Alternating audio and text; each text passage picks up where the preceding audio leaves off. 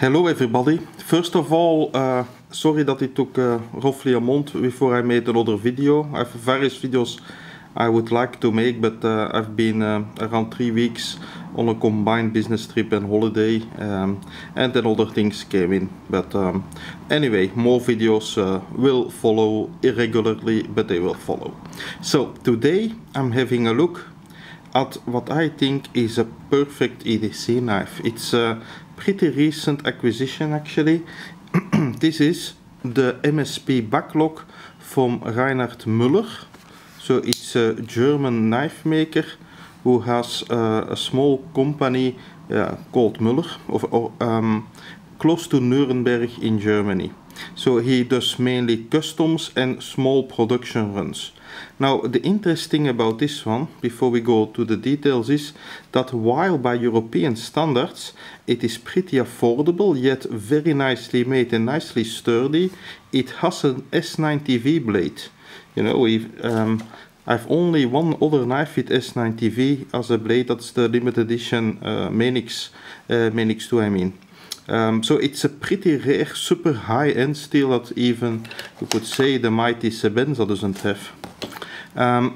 And still the price is remarkably good, also considering this one comes with desert ironwood handles for the same price, and that's in fact how I came to it. You see, it also exists in G10 in different colors and in olive wood as a handle. I was hesitating between the G10, which is of course by its very structured nature more grippy, but then I thought, well, I've got already enough G10 and I prefer natural materials which make this totally timeless and in my opinion. So why is it so good? Well, first of all, it's really nicely made. Ah yes, I forgot to say about the production. So the cost, it is remarkably cost effective. So have a look at his website. It's around 100 euros the knife.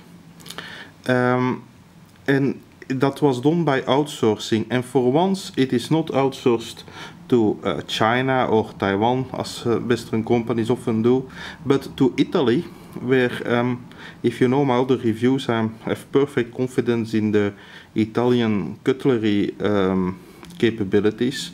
So this one, I don't know where it's exactly made, but it could be typically, you know, Lion Steel or Viper or Fantoni, also company who do often runs for other companies, and the quality is indeed perfect. Notice it is here perfectly adjusted, I could say. There's nothing sticking out. Everything feels very solid and precise, and it looks very, very well, this backlock. So what else? Well, you can see it is, in fact, is designed as a strictly two-way opening, two-hand opening knife. Something that doesn't bother me. Some people find that a disadvantage. For me, it's just style. And this, you see, instead of a classic nail nick, there's a little opening here that helps with the opening. And that makes it, by the way, legal in Germany. So in Germany, pocket knives with the lock must be two-hand opening. And okay, I can understand that the knife maker does it that way. Now, of course, as many knives, depending on how supple, and you can adjust here the tension a bit, how supple the bearing, the pivot is, and how tight it is, you see here, be able to open it with one hand with some exercise. Now, it being a strong backlock, you won't flick it open. So, but if you really need to, because you're holding, I don't know, a bucket with water, with something that you cannot lose, not put down in your one hand, then you can still open it with some effort. Otherwise, so it's nicely, precisely made. The man, from what I read in the article here in the German magazine, he seems really manically interested in precision and not particularly in design. The form should follow the function. So yes, it's a no-nonsense knife, and that makes it, in my opinion, so attractive. Just as, in fact, often I have the feeling with several Spydercos. So the hand holding, you see here, it's just right for an average size hand. If you have a really big hand, maybe the small finger is a bit at the edge there, but for most people this will be perfectly acceptable. This bump here, you could say, really protects against that your first finger doesn't come on the blade. Which is, by the way, very nicely sharp out of the box. Often I notice that production companies that the sharpness out of the box is often, you could say, a working sharpness, but this is very sharp, which of course I like.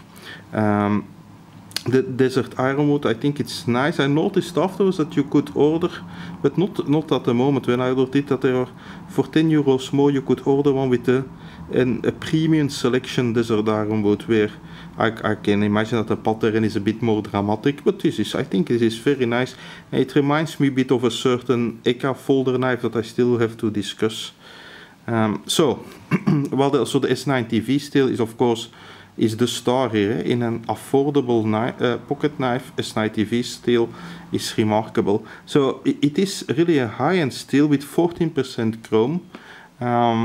So it shouldn't stain often, not quickly I mean, but what is also with typical German thoroughness, there is a little manual that comes here with the knife. He still recommends that you don't stick the knife in the ground and that you clean it well, because despite the 14% chrome, it might still stain somewhat, which indeed high performance steels could stain. No, but anyway, what you have with the chrome is of course good against staining. There is also quite a bit of vanadium inside this steel, 9%, so vanadium also used in tool steel, and some molybdenum. And all this mixed together makes that this steel is enormously wear resistant. So that's quite good. It's hardened, by the way, to 58 Rockwell, which is a practical hardness for people who sharpen at home, you could say. What else? Well, the blade is a bit more than 7 centimeters long. It's less than 3 inches. It's around, it depends on from where you measure. But you see here, well, you could say that the cutting part here, if you look it that way, is around 7 centimeters. And the longest that you have is around 3 inches. So really from the tip to the handle, with the ricasso meaning the non-cutting part included. There's still a bit of oil here. They also recommend to oil the parts from time to time, but that's okay. So you could say it's maximum 3 inches, a bit less. So that, depending on where you live, probably this length is still okay for carrying.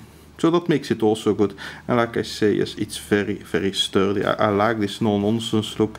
It's not threatening in my opinion. It's really, you can see this is an utility thing.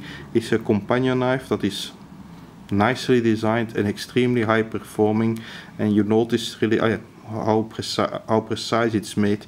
So it is relatively heavy, around 136 grams, which means that it's 10 grams more than the military.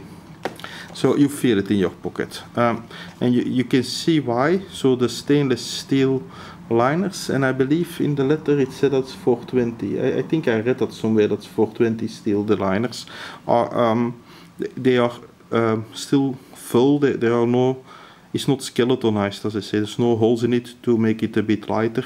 So it's, you could say, old-fashioned sturdiness that you have here. No jimping at all, but honestly, this kind of knife doesn't need that, and your fingers will really not move forward thanks to this very helpful bump. So, and if you're really a manic about hand holding, that where your fingers cannot slip, of course, then you should take the G10 version with the more coarse texture than wood. It really depends on how elegant you want to have your knife. The steel is a good thickness. It's 3.3 millimeters, so it's like, you know, many pocket knives have 3 millimeters. I think it's a typical good pocket knife thickness.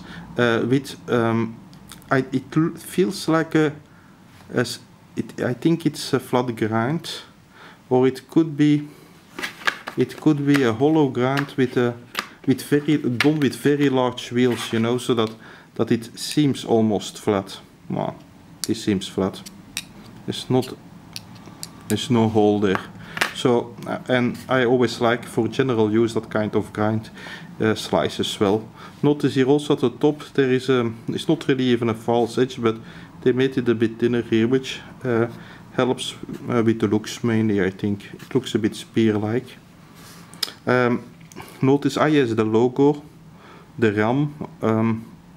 Of course, this comes from Reinhard Müller. So RM. Well, the one thing I don't like so much from the yes, and you see CPM S9TV there, very proudly on the blade. The one thing I don't like so much about this knife, which I like otherwise perfectly, is that this logo is very, very visible. I would have preferred it that it would have been discreetly here at the end of the recast, so I don't like big logos.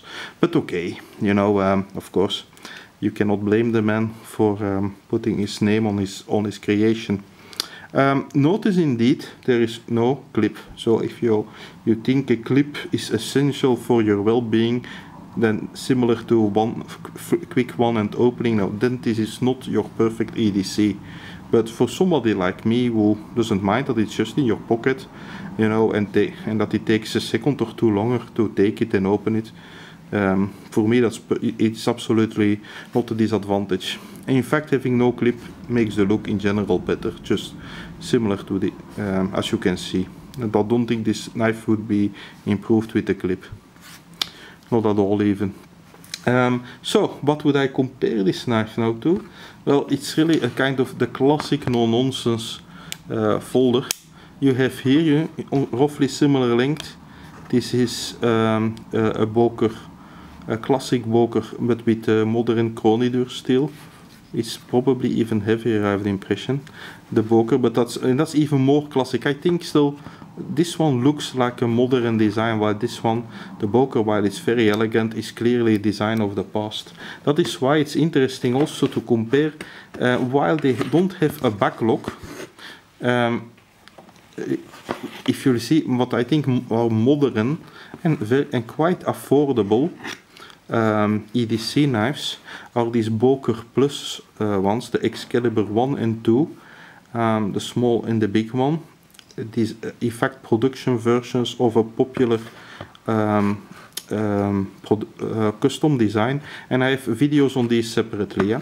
But so let's first watch them close. I think both of these are nicely non-aggressive EDC knives, and you could say modern, no nonsense, exactly what I like.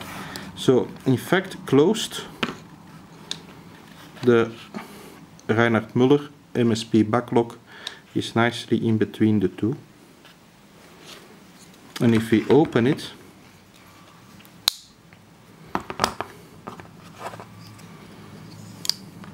well, so this one has a liner lock, but and it's of course also lighter.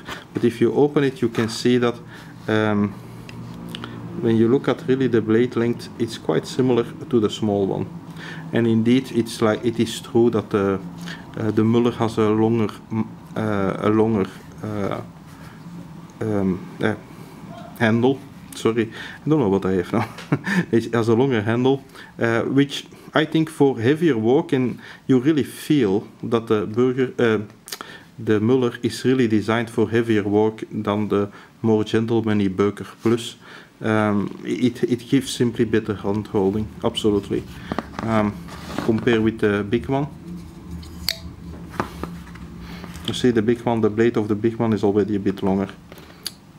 So it's just to give you some variations. Now also interestingly, you find nowadays from these two lovingly made knives, there are also now two versions with an old wooden handle, and you could say then they come in price pretty close to, these two become pretty close in price. I think that the Müller is still a bit more expensive. Which one then would I choose? Well, definitely here the right one. You can really feel the extra sturdiness of it, and of course it has this enormously performant steel. So it is really, by European terms, a pretty good affair. So I think in America this would cost what, $130 to $140. if you something like that. I think it's considering the very good quality in the premium steel, it's definitely interesting. Here a knife that I've been carrying quite a bit of late, that I've been warming up to, in fact, because in the past I was never too much a fan of the Sebenza, especially because of the styling, which wasn't really me, but I like this Insigno variant. Well, you see the blade length is quite similar. The handle of the Sebenza is a bit shorter. Strangely, because, well, not strangely, but the beginning here of the handle is takes less space, so that my hand still has more or less a similarly good hand holding as on the heavier Müller knife. But even as I mentioned, the relatively cheap Müller has better steel than the Sebenza. So that it's really quite remarkable. What else? What did I have to say about this? Oh yes. So not part of the price that I say, but affordable options are a little wrench with the Torx end here to adjust the pivot. And possibly it fits also here. I think it also fits at the end, so you should be able to relatively easy take it apart should you need to. And I took, it's quite neutral, a neutral leather sheet, and that holds it securely in your pocket and protects against dust and pocket lint. So well, this was the Reinhard Müller MSP Backlock, strongly recommended EDC. I think it's quite perfect. I can recommend it to everybody. And yes, available with desert ironwood, handles, olive wood, or 4 colors of G10. That's one thing I forgot to say was the thickness, and it's around 1.2 centimeter or 1.3. Yeah, 1.2 to 1.3 centimeter is the total thickness. So perfect in my opinion, except perhaps it's relatively heavy, but it really gives that old-fashioned solid impression, and then together with this modern design, a timeless design, with a very good backlock. Perfect. So I hope you found this interesting, a knife that's a bit outside the ordinary. I had already heard about, I read about the brand in a knife catalog, that Mr. Müller makes precision knives and offered at a decent quality price. And it was that magazine article that triggered me to investigate closer, and I'm very happy with it. I noticed also, by the way, how perfect here the end of the tang of the blade goes over in the handle. It's really precise. You really feel the quality of it all. So feel free to leave feedback.